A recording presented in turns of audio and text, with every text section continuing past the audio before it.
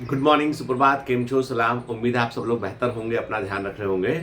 कभी आपने देखा है कि कई बार है ना, हम कुछ कोशिश करते हैं, कुछ हम जो है वो सोचते हैं, वैसा नहीं होता है तो हम कहते हैं कि हे भगवान, क्या मर्जी है तुम्हारी, तुम चाह क्या रहे हो करना। मतलब जो है, कई बार है ना, हम लोगों को लगता है कि ईश्वर जो है वो जो हम चाहते हैं ईश्वर वो नहीं देता, कुछ और कर रहा है वो, ठीक है। कई बार हमें जो है वो मन में ऐसा आता है कि ये वाकई में क्या जो जो भगवान कर रहा है वो ठीक है क्या। मतलब बहुत सारे विचार दिमाग में आते हैं आदमी के, क्योंकि जब व्यक्ति एफर्ट करता है, कुछ करता है, तो उसको वैसा परिणाम क्यों नहीं मिलता है। कई बार हम जो सोचते हैं वैसा क्यों नहीं होता है। तो इस पर एक बहुत छोटी सी मुझे कहीं कहानी मिली, और ये कहानी मुझे जो है किसी ने सुनाई एक्चुअली। तो मैं भी आपको वो कहानी सुनाता हूँ कि एक बार क्या होता है कि एक यमदूत समझते ना, जो आदमी के प्राण हर के ले आता है। कहते हैं कि जो गॉड ऑफ डेथ है वो यमराज है। तो यमराज अपने एक यमदूत को भेजते हैं धरती पर। वो बोलते हैं भैया, एक फला मोहल्ला है, वहां पर एक घर है, उसमें एक महिला है, उस महिला के तुमको प्राण लेके आने हैं, ठीक है। उसकी आत्मा को ले आओ ताकि वो मर जाए महिला वो। तो ये तुम्हारा काम है, आज का टास्क तुम्हारा ये है। तो यमदूत निकलता है वहां से, भाई चलो ठीक है, जाते हैं। वो महिला का पता था, ढूंढ ढांड के पहुंचता है वहां पर, ठीक है। और वहां जाके देखता है कि वो महिला जो है बिस्तर पर लेटी हुई है, थोड़ी बीमार सी महिला वो।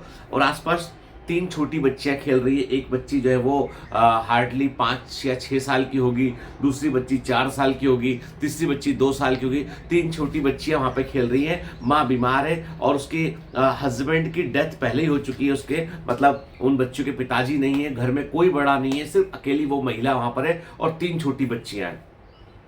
तो उसे देख के दया आती है और वो बोलता है कि नहीं, ये तो नहीं हो पाएगा, ये तो बड़ा विकट काम है कि मुझे जो है इस महिला को छोड़ देना चाहिए मुझे। तो वो खाली हाथ ऊपर लौट जाता है और यमराज से कहता है कि मुझे माफ करना, लेकिन मैं उस महिला के प्राण में नहीं हर सकता हूँ, नहीं ले सकता हूँ। उसके पीछे कारण ये है कि वो महिला जो है उसके तीन छोटी बच्चियां हैं, बहुत 6 साल, 4 साल, 2 साल की, और कोई भी घर में नहीं है। मैंने सब देख लिया, ना दादा दादी है, ना नानी नानी है, ना पिताजी, कोई भी नहीं है। मतलब वो, यदि ये महिला मर गई ना तो वो बच्चियों की तो मुसीबत हो जाएगी और अनाथ हो जाएंगी बच्चियां वो। यमराज गुस्सा होते बोलते, तुमसे हमने जो कहा वो तुमने क्यों नहीं किया? तुमको पता नहीं क्या कि भगवान चाहते ये है, तो तुमने क्यों नहीं किया? वो बोले, नहीं साहब, मैं ऐसा नहीं कर पाऊंगा, आप चाहो तो मुझे नौकरी से निकाल दो, ठीक है। तो यमराज कहते हैं, नहीं, ऐसा तो पॉसिबल नहीं है कि तुमको नौकरी से निकाल दें, लेकिन तुमको दंड तो जरूर मिलेगा। अब एक काम करो, तुमको हम धरती पर भेजते हैं, तुमको अब मृत्यु लोक में धरती पर जाना है, वहां तुम जो है रहोगे, और वहां पर रहकर तुम अपनी खुद की मूर्खता पे तुमको 3 बार, जब तक हंसी नहीं आएगी तुम वापस नहीं आओगे। बोले साहब ठीक है।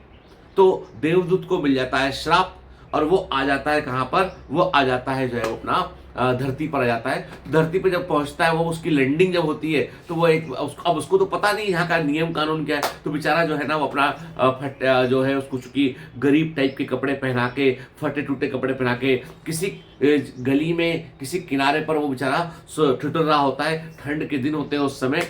तो वहां से तो उस, क्योंकि अभी तो वो आया है, उसको लैंड किया बैठ के, वहां थोड़ी ना वैसी व्यवस्था होगी। तो वो ठंड के दिन थे यहाँ पर, और धरती पर तो वो कहीं कुकड़ रहा होता है ऐसे ऐसे करके, ठीक है। तो इतने में वहां से साइड से एक आदमी निकलता है, देखता है कि एक व्यक्ति जो है वो सुकुड़ रहा है, ठंड में कुकुड़ रहा है, और उसको बहुत ठंडी लग रही है, कपड़े भी उसके पास पूरे प्रॉपर नहीं है। तो वो कहता है, तुम भाई मेरे उठो जरा। उठाता है यमदूत को, ठीक है। उस देवदूत यमदूत को उठाता है और बोलता, तुम चलो, मैं तुमको कपड़े दिलाता हूं, तुम्हारे पास इतनी ठंड में तुम्हारे पास कपड़े नहीं होंगे तो तुम तो मर जाओगे। और यमदूत चुपचाप रहता है, कुछ बोलता नहीं है। अब वो क्या बताए कि मैं ही मारने वाला हूँ, ठीक है। वो ले जाता है उसको दुकान पे, लेकर बोलता भैया इनके नाप के जरा कपड़े दे दो, इनको स्वेटर दे दो, इनको कंबल दे दो, इनको कंबल स्वेटर सब दिला दुलू के। और कहता है कि अब तुम भैया अपने घर जाओ, यहाँ का सड़क पर। बोले साहब मेरे पास कोई घर नहीं है। यमदूत बोलता है, मेरे पास कोई घर नहीं है। तो एक काम करो, तुम मेरे घर के पास में, मेरे पास 2 झोपड़ियां है, एक में तो मेरा परिवार रहता है, एक में मेरा भाई रहा करता था, कहीं चला गया, वो खाली पड़ी है, तुम वहां रह लो कुछ दिन के लिए, ठीक है ना, जब तक तुमको ठिकाना ना मिल जाए। तो वो अपने साथ लेकर बोलता, रास्ते में उसको बोलता है कि देखो ऐसा है, मैं नेक दिल आदमी हूँ, मैं लोगों की मदद करता हूँ, मैंने तुमको कपड़े दिला दिए हैं, कंबल दिला दिया। मेरी बीवी मुझ पर बहुत गुस्सा करेगी, बोलेगी तुम धंधा करते हो, पैसे लेके आते हो, उस पैसे में से तुम दूसरों के लिए कुछ कुछ करते हो, अपने बच्चों के लिए मिठाई कुछ अच्छे कपड़े ले आते हैं, मेरी बहन को मेहमानी पर बुला लेते, कुछ तो करते तुम। इस पैसे का तुमने एक सड़क चलते आदमी पर इस्तेमाल किया, तुमको बहुत गालियां सुनाएगी मेरी वाइफ, चुपचाप सुन लेना, कुछ बोलना मत भाई, है ना। देखो ऐसा है कि तो मैं तुमको सहारा दे रहा हूं, तो कम से कम मेरी बीवी के प्रकोप से मुझे बचाना। तो यमदूत बोलता है ठीक है साहब, मैं कुछ नहीं बोलूंगा, ठीक है। तो झोपड़ी में ले आता है, वहां उसकी बीवी देखती है कि एक आदमी को ले आए ये कपड़े दिला के नए, बोलते हैं कि कहाँ तू लगा मेरे कपड़े दिलाए, और सच बोल देता है वो, खूब चिल्लाती है उस पर, फिर हालांकि खाना वाना लगा के दे देती है उसको, है ना। तो यमदूत मनी मन हंसता है कि इसको ये पता नहीं है इसको, कि ये बोलती है, वो उसकी वाइफ बोलती है कि वैसे ही तुम इतना कम कमाते हो, उसमें भी तुम दूसरों के परोपकार करते हो, कैसे घर चलेगा अपना, ऐसे थोड़ी ना चलता है घर। तो यमदूत सोचता है कि इसको ये पता ही नहीं कि मैं तो देवताओं के लोक से आया हूँ, जिस घर में मैं रहूंगा, जहां मैं जो भी काम करूंगा, तो ये तो अमीर लोग बन जाएंगे ये तो पहली बार हंसी उसको आती है उस महिला की मूर्खता पे, कि महिला कितनी मूर्ख है, ये मुझे पहचान नहीं पा रही कि मैं कौन हूं। खैर जो भी है, अब वो जो आदमी है वो बेसिकली मोची होता है, वो जूते सिलने का काम कर रहा होता है, ठीक है। तो उसको जूते बनाने का काम आ रहा होता है, तो वो क्या करता है कि वो यमदूत उसके काम में हेल्प करता है उसकी, और वो इतने अच्छे जूते बनाता है कि उसके जूतों की पॉपुलैरिटी रातों रात बढ़ जाती है। अब चूंकि वो तो देवताओं के लोग से आया हुआ यमदूत है, वो तो इसका एक आशीर्वाद अलग ही रहेगा। वो उस जूतों की ख्याति पूरे कुछ ही महीनों में, जूतों के बाद कुछ ही महीनों में, कुछ सालों में, कुछ साल गुजर गए होते हैं, जूते फेमस हो चुके होते हैं, एक ब्रांड बन चुका होता है, जैसे बाटा का ब्रांड है ना, ऐसे उस व्यक्ति के का ब्रांड बन चुका होता है। तो अब दुनिया भर से लोग जूते खाते हैं, तो वो लोग अमीर बन गए होते हैं वो लोग, ठीक है। ये आदमी साथ ही रहता है अभी भी उनके, जूते सिलने में हेल्प करता है।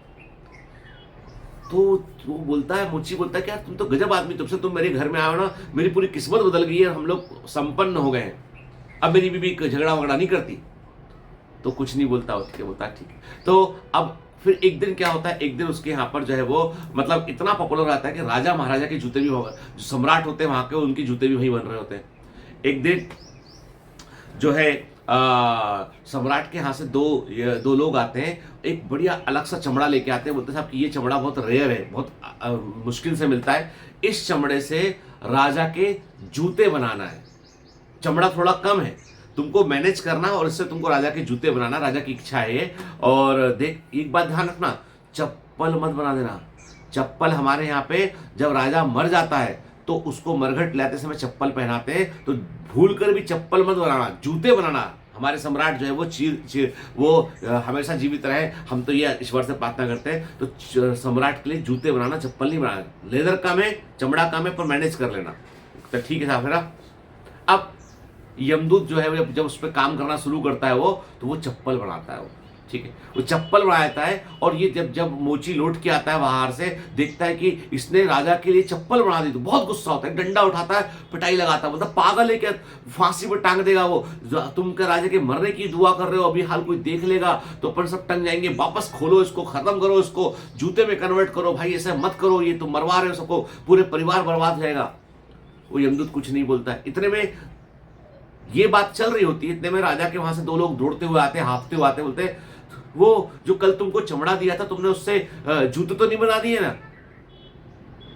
वो पूछता, मोची बोलता क्या हुआ, कहता नहीं, सम्राट सुबह जो है सांप ने काट लिया, सम्राट जो है नहीं बचे अब, तो उनके लिए जो है वो चप्पल चाहिए उसपे, क्योंकि उनकी बड़ी इच्छा थी कि उस लेदर का वो जूता पहने, तो अब कम से कम जो है उनको चप्पल ही पहना दें उसके, अब तो फटाफट चप्पल बना दो। बोलता साहब ठीक है, 1 घंटे बाद आ जाओ। बनी रखी थी चप्पल, तो एकदम दिखाया तो वो बोलता कि राजा को मरवाने में इसका हाथ तो नहीं है, तो कुछ नहीं बोलते, बोलता 1 घंटे बाद आ जाओ। 1 घंटे बाद आते चप्पल उसको दे देते हैं, ठीक है। तो मोची बोलता तेरे को पता कैसे चला कि राजा मरने वाला है? बोला अब मैं कुछ नहीं जानता, मैं तो आपको भी बाद में बताऊंगा। अब इस समय वो फिर हंसता है यमदूत कि देखो ये मूर्ख, जो इनको पता ही नहीं था कि मैं कौन हूँ, क्या हूँ, मैं क्या समझ सकता हूँ, भविष्य का भी मैं थोड़ा सा देख सकता हूँ, इनको ये पता ही नहीं इन लोग को, ठीक है। तो उसको दूसरी बार लगता है कि देखो अपनी इसने जूते बनाने कहा, मैंने चप्पल बनाए को, किसको इसकी तो जूते थी, ठीक है। खैर जो भी है, अब घटनाक्रम आगे बढ़ चुका होता है, कुछ साल और गुजर गए होते हैं, तो वहाँ पर एक दिन जो है वो बहुत अमीर महिला जो है वो अपने साथ 3 बच्चियों को लेके आती है और वहाँ आके बोलती है, बूढ़ी सी महिला होती है, आके बोलती है कि मेरी तीनों बेटियों की शादी है और ये शादी जो है वो नगर के सबसे बड़े सेठ है पड़ोस में नगर के, उनके बेटों के साथ में शादियाँ है ये, और वो भी 3 बेटे हैं, उनके भी, हमारे भी 3 बेटियां हैं, तीनों बेटियां उनको पसंद है, हमको भी उनके तीनों बेटे पसंद है, शादी है, तो तीनों बहनों के लिए एकदम बढ़िया सबसे महंगा वाला सबसे अच्छा वाला सैंडल बनाना आप। यमदूत को बोलते हैं, वो मोची को बोलते हैं। यमदूत देख के समझ जाता है, अरे बाप रे, ये 3 तो वही लड़कियां हैं जिनको मैंने उस दिन इनकी माँ को मैं लेने आया था। वो पूछते हैं कि तुम अम्मा तुम कौन हो इनकी? बोले मैं सच बताऊं तो मैं बहुत अमीर परिवार से हूँ, मेरे हस्बैंड जो है वो बहुत बड़े सेठ है, यहाँ के धन्ना सेठ, नगर सेठ है वो, लेकिन हम लोग के कोई बच्चे नहीं थे, तो हम लोग जो है वो कोई बच्चे नहीं थे, तो हम लोग बहुत दिन सोचे थे किसी बच्चे को गोद लें। एक दिन हमको मालूम चला कि एक मोहल्ले में एक महिला, बीमार महिला की 3 छोटी छोटी बच्चियाँ थी, 6 साल, 4 साल, 2 साल। वो महिला बेचारी जो है वो उसका स्वर्गवास हो गया। घर में कोई ना दादा दादी ना नाना नानी कोई थे नहीं, हस्बैंड था नहीं, तो उन तीनों बच्चियों को हमने गोद ले लिया और तब से ये बच्चियाँ मेरी हैं। मैंने बच्चों को कुछ नहीं बोला है, बच्चों को मैं बोलते तुम मेरी बेटियाँ, उठ के तुम बोलना मत उनको कुछ, वो मेरी बेटियाँ, मैं उनसे बहुत दिल से प्यार करती हूँ मैं उनसे ना, और ये हमारे घर की रौनक है, और बहुत जब से ये बेटी आई है मेरे घर में रौनक आ गई है। यमदूत को फिर हंसी आती है, उसे लगता है कि अरे मैंने भी वो काम नहीं किया, यमराज ने वो काम किसी और से करवा लिया, और चूंकि इन 3 बच्चों की किस्मत में लिखा था कि ये बहुत अमीर परिवार में पलेंगी, सारे सुख सुविधाएं इनको मिलेंगी, बड़े परिवारों में इनकी शादियां होंगी, और इनको एक ऐसी माँ मिलेगी जो इनसे अपनी असली माँ से भी अधिक प्रेम करेगी, तो ये तो कुछ और लिखा था भाग्य में। यदि वो महिला नहीं मरती तो शायद ये गोद नहीं लेती, ये सब कुछ नहीं होता, तो प्रभु की तो महिमा अलग है। मतलब मैं तो कुछ और सोच रहा था, ये कुछ और निकला। तो उससे अपनी गलती का एहसास होता है, उसे समझ में आती है कि भगवान के अपने प्लान होते हैं, हमारे अपने प्लान होते हैं, उसके अपने प्लान होते हैं, और उसके प्लान पर हम डाउट नहीं कर सकते। मैं क्या कहता हूं, मैं कहता हूं जब हम बहुत कोशिश करते हैं, कोई चीज नहीं घट रही है, तो ये मान लो तुम्हारा और उसका प्लान डिफरेंट लेवल पे है, ठीक है, और उसका प्लान तुमसे बेहतर ही होगा, उसका प्लान तुमसे बेहतर ही होगा, याद रखना, ठीक है ना। जो मैंने कहा ना, ये बहुत कटु सत्य है। तुम्हारे प्लान यदि ईश्वर के प्लान से नहीं मैच कर रहे हैं ना, तो याद रखो तुम्हारा प्लान में कोई खामी है, उसका प्लान डिफरेंट होगा। चलिए, have a great day, all the best, bye bye. थोड़ा लंबा हो गया आज का, कल बात करते हैं, बाय बाय।